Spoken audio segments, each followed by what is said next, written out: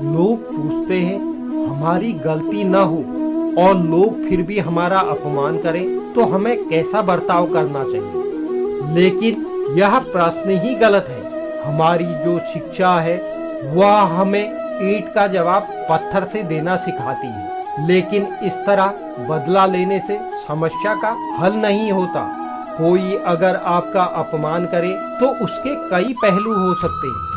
एक तो हो सकता है कि वह आदमी आपका अपमान नहीं करना चाहता हो और आपने उसे अपमान समझ लिया हो।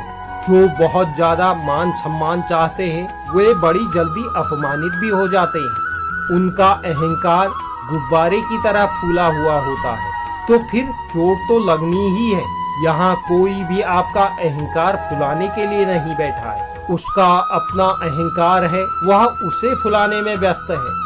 मान ले कोई अपमानजनक व्यवहार कर रहा है, तो अगर आप भी तुरंत वैसा व्यवहार करते हैं तो इससे कोई फायदा नहीं होगा, क्योंकि वह उस समय आपे में नहीं है, उस पर पागलपन सवार है।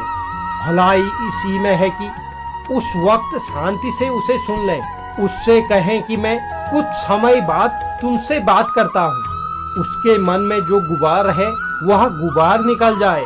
जब वह शांत हो जाए तब हमें उससे बात करनी चाहिए, क्योंकि जैसे ही आंधी आती है तो हम उसे रास्ता देते हैं, उससे लड़ते नहीं हैं।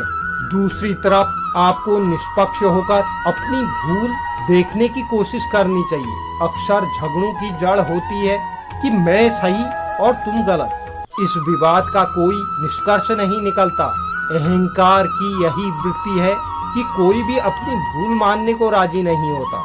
इसलिए थोड़ी देर चुपचाप रहकर आंखें बंद करके बैठ जाएं और मन की परतों में झांके। अगर आपको अपनी भूल दिखाई दे तो जाकर उस व्यक्ति का धन्यवाद दें कि आपने मुझे मेरी गलती दिखाई। यही एक ऐसा तरीका है जिससे आप अपमानित करने वाले व्यक्ति को उसकी गलती का एहसास करा सकते हैं।